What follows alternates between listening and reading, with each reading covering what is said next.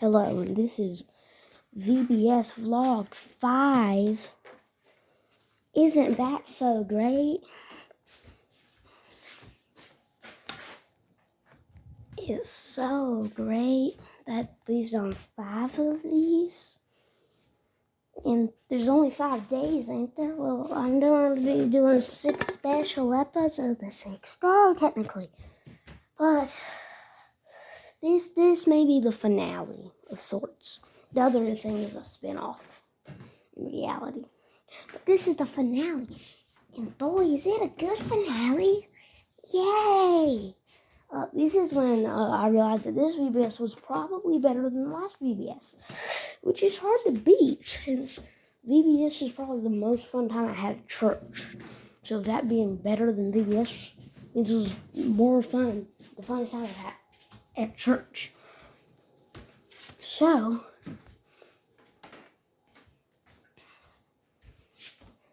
well, yeah, it's the funnest time I've had at church. And this is the day I realized it. And it ends in a glory of victory and blaze and just fire and ashes and murder and chaos. Which was everything else. That was the other thing besides the victory part. I'll explain that later. Well, basically, the day starts like any other day. Well, sorta. Because when I get there, I do the weird tag run around thing that all the kids do. For the first part of VBS, constantly run. Which was the only thing I think my nephew actually said during that time that made any sense. He literally said, "Where does the sun go when the moon rises? Does it hide in the water?" I don't know a person who is the age of 6 that does not know how the sun works. Unless he's like on some sort of weird joke, he's dumb. Maybe that's just his parents never taught him anything. I don't know. But anyways, the only right thing he said at VBS pretty much was, I just run when I get to VBS, which is pretty much what everyone does. As one of the titles of my videos is literally run from everyone and as fast as you can. That's literally the title of my third one. And it's what I did. 5th day starts out a little, I'm just going to say it different. For some reason, A, who was already there once I got there, says like, "Oh, do you want to carry your crutches or something?" Even though I'd already done it in the 2nd day. And it was only after that day when they actually cared about it. But for some reason, they just weren't menacing this time. Because they had blue teeth. I don't know why. They had a blue tongue and blue teeth. Which was like really dark. So it looked like they literally just had a black mouth. I don't know why. It was just strange. Sadly, Al's not going to talk today. Because I wasn't in the 4th or 5th one. 4th or 5th day. I didn't really talk about the 4th day, but weren't there, which is sad.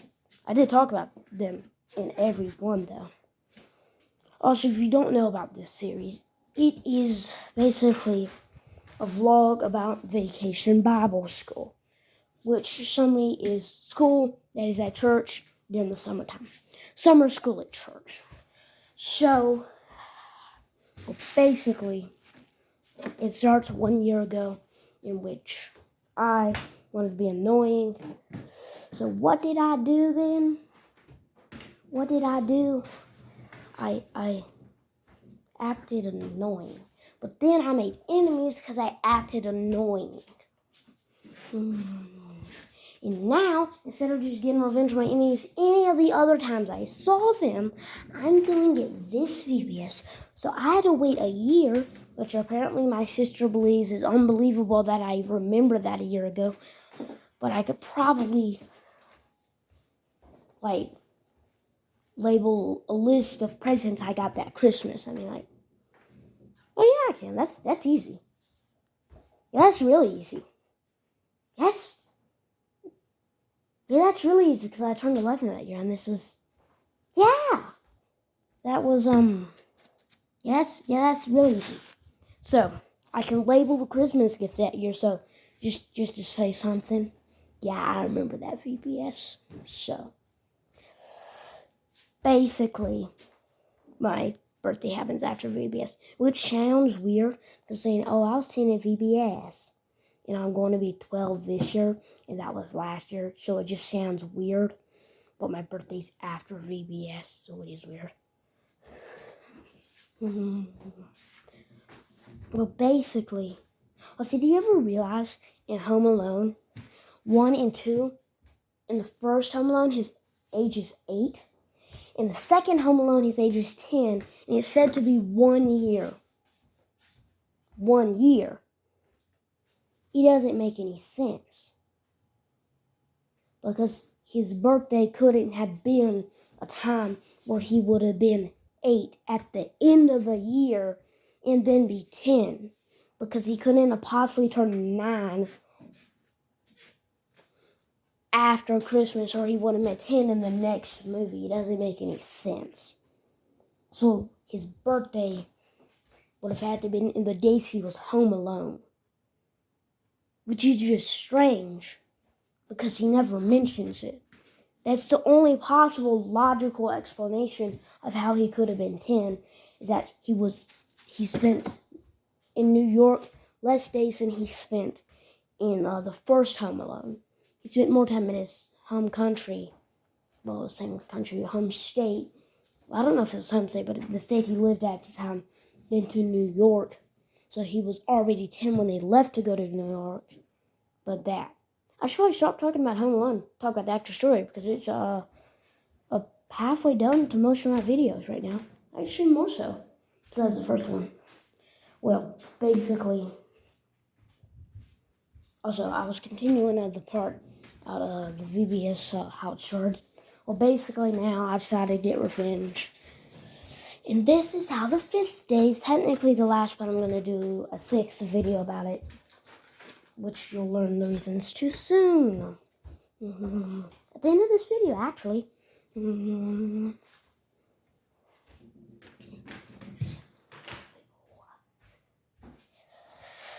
So basically, after that happens, I'm like, oh, I probably shouldn't hit them with beach balls. But the main purpose of me being there is to hit people with beach balls. Also, I'm continuing the part where I'm already there, so it makes more sense. And I said, oh, do you want to carry out your clutch today or something? Like that. But since they know it, if I throw it at them, they'll come running after me. What do I do? And I'm thinking. So I realized all I need to do was just do it in secret. Also, for some reason that day, a lot of people attacked her. So I'm just running up behind them, following them who are fighting, and then just attacking at the least expected moment, throwing a beach ball, knowing there's a beach ball around me, throwing one beach ball, grabbing the other beach ball, so it looks like I never threw it. Because if I have a beach ball in my hand, then how did I throw a beach ball at them? If I already have one in my hand, so I can't grab one beach ball with another beach ball in my hand and then throw it, could I? No, it'd be extremely hard. So eventually after that, lesson time. Why do we have stains on the table? What even are the stains of this? It doesn't even look like my fault.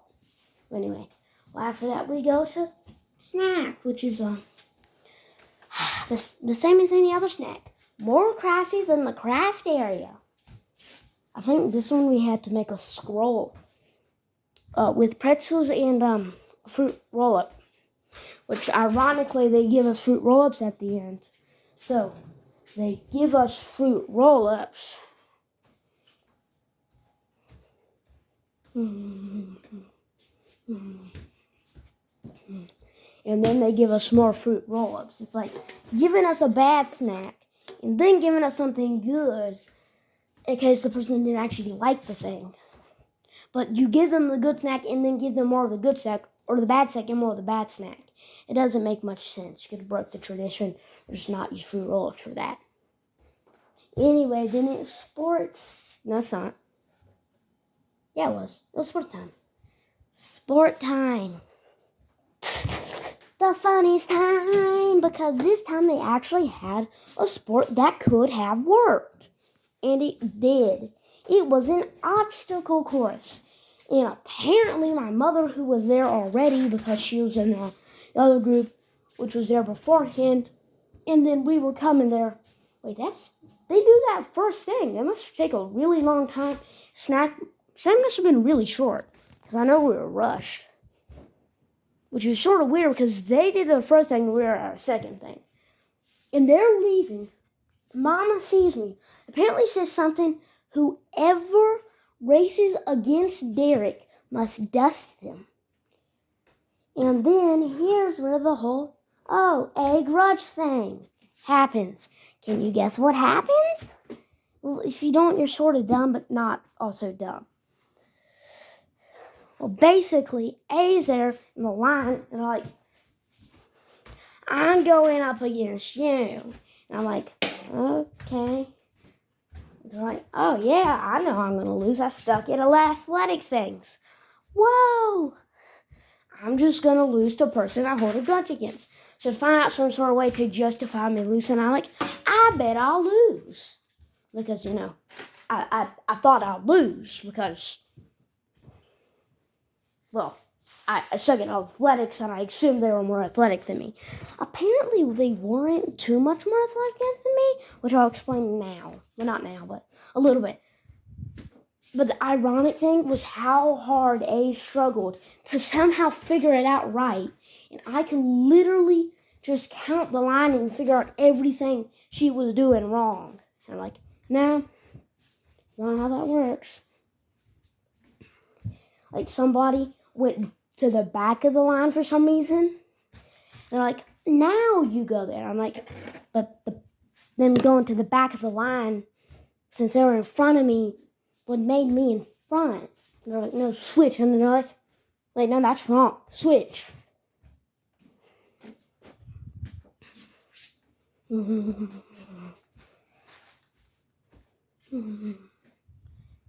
So it was just confusing. And I'm like, I'm going to lose so badly. Because, I suck at athletics. And basically, I'm just standing like, try the physical hardest I can possibly do. So the first thing is going under it like military style under a couple of cords. At least they weren't barbed wire or mud underneath them. There's one of the bigger students who just crawled under and snapped one. I'm like, oh yeah, Gio, go. Make it easier for me. So I'm pretty much grabbing onto the grass and pulling myself forward, jumping through each hurdle just to try and win. Eventually, A gets to the section before me where you have to get in the back. But they didn't really pacify it, so I barely hang on to the back and just grab it with my feet and just jump over the line. You never said I had to do hop sack or anything. I just grabbed it with my feet and jumped over the line. Jumped through a couple of times. I think I missed one. And then there was, what was this one? It was, roll the tire to the end. And I'm like, I think that would have worked for, like, the pre-K to 1, 2 to 4 maybe. But I'm just like,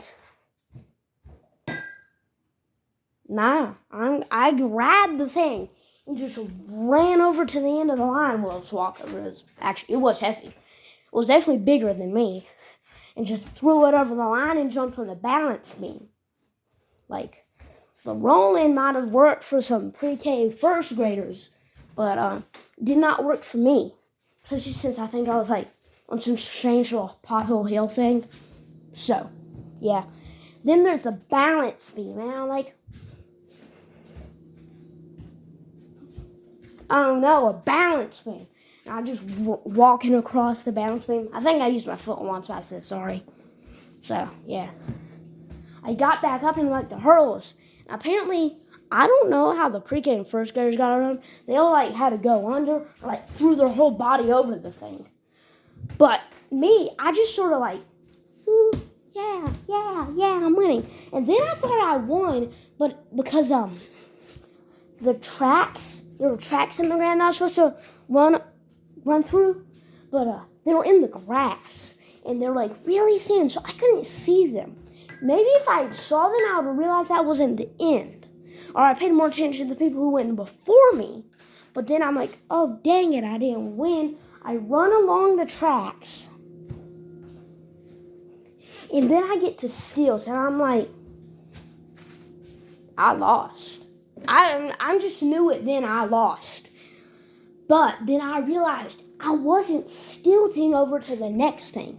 I was just stilting over some cones that were like 3 feet from me.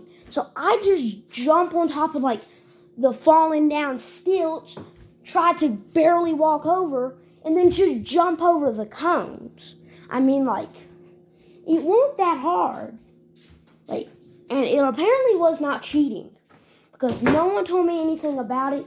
And cheating is something that is unfair. And technically, since I did it and no one said anything about it, if she did it, no one has said anything about it either.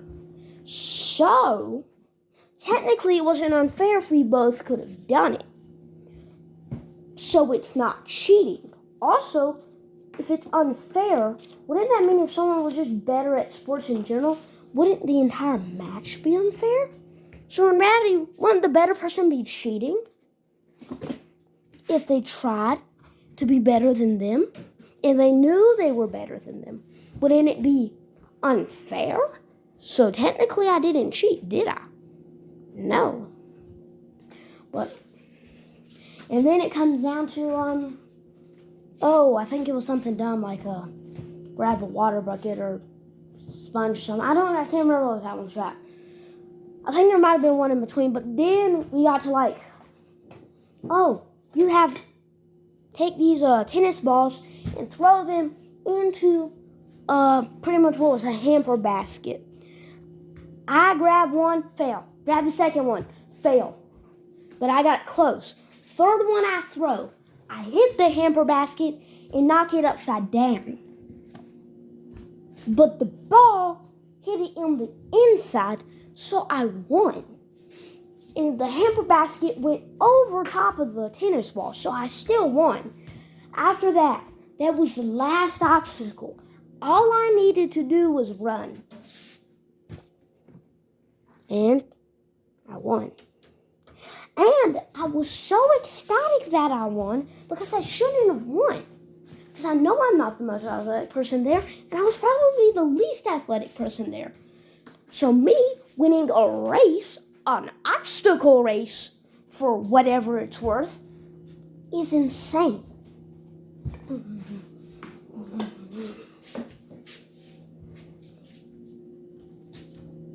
And ironically, I won because I was better at being a loser. An absolute, utter loser. Sorry for my finger being there, I didn't realize it. I'm using this on my phone, so I do errors like that all the time. I am such a loser, and I don't care that I'm a loser. Other people are too prideful to admit they're a loser. But since I'm going to everything with such low expectations, I would cheat more than another person who is prideful. Because their prideful would stop them from cheating. And since I know I'm going to lose every single game, I'm more likely to cheat or use a cheap strategy. So that's pretty much how I won. I was better at losing. That's why I won.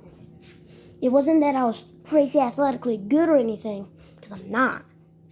But anyway, we go to craft. It was still majorly uneventful, as always. But I'd already expected that. And then it was going back to sanctuary time, which was ever so great. Beach balls, yay! Hit people in the face. Whoa, whoa, whoa! That's pretty much my summary. It pretty much ended like that. People got saved. I had dance on stage again, which I don't really care about. I joined the choir for a purpose, didn't I? But then I was in the pews, And this is in the series, at like the end of the series where the finale happens and they win. And then someone tells them, oh yes, but we haven't fully completed our goal. There's a new mission or something like that. Yeah, that's pretty much what my mother came and said, hey, we have to clean up. And since she's a volunteer, that means I also had to stay and clean up. Well, not really most of the time, but I semi had to, but not really did anything important. Everyone else did that. So that's where the 6th day got in. Middle of the night, I had won, and now I'm going to go pretty much do everything again, but with no adult supervision. So take everything I just said there, but there were no adults there to stop me from doing it. That's literally that. So that's the end, pretty much. The 6th vlog will be coming out soon.